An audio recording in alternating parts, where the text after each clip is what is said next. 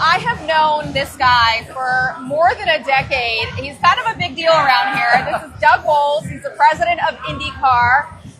Do you remember a race that we were in years ago? It was a bike race. I think you lapped me like 4 or 5 times. The downtown bike race? Yes. And yeah. I don't think I ever finished that race. In fact, I think I might still be in that race, still trying to get through it.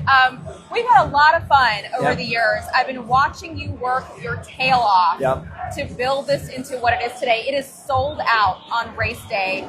Talk to me about what your vision was in the last decade for this race, and what are you most proud of as we go into Sunday? Well, I come from politics. So for me, it was treating everything like a campaign, and it never ends. Wow. And our votes just happen to be the people that show up. So town halls, getting out with the people, shaking hands, listening to why is your experience good or bad, and how do you make it better? So that's really been the focus the last 13 years that I've been in this job, is how do we just focus on our customers and make sure that they have a better experience. And that's led to a lot of great things, including selling out the Indianapolis 500 for the second year in a row. What's cool is that right behind us, there's going to be a big red carpet where all the celebrities will come in. And that's a big deal because, you know, I remember being here 10 years ago and we didn't get the celebrities that the Derby used to get, right?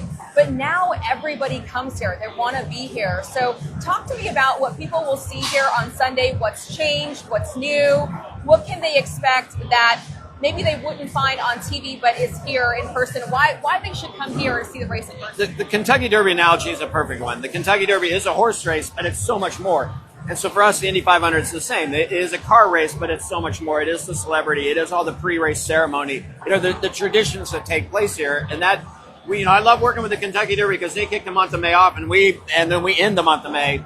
And really for us, that is what it's about. How do you create those moments that are bigger than the race itself? And that's really part of where we've gotten to today, is just let's focus on that. The new things, we just focus on the way we communicate to our customers through video boards, through sound, through other activities that take place on property.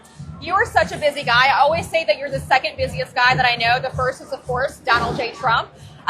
You're also working on this America 250 race. We are so excited to host you in Washington, D.C. Tell me about it. When can people get tickets? I mean, I'm looking at this track, very ambitious. Yes. Some of the corners look tight. Are the drivers going to get to practice? Like, tell me a little bit about it. Sneak peek. So the drivers won't get to practice till we're on track on that Saturday. So they have those 2 days. They'll have a couple practice sessions, qualifying, and then the race itself.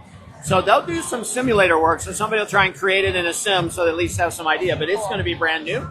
The idea that we get to go to our nation's capital, the most important city in the world, with the IndyCar brand, it's really cool. And there's so much Indiana limestone throughout all the things. There is in all the federal buildings. I know, and I'm like, we're taking Indiana's product to DC that already has that Indiana connection.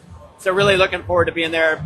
The 250th anniversary of our country is really a big deal. But you can get tickets at freedom250gp.com. Sign up for tickets there if tickets are free. At the end of this month, May. Yes. At the end of May. Yep. Amazing. I want to ask you before we go about Kyle Busch. It was such a tragedy, such a shock. I don't know if you knew him, but I know that he is very near and dear to IndyCar's hearts. Just your thoughts?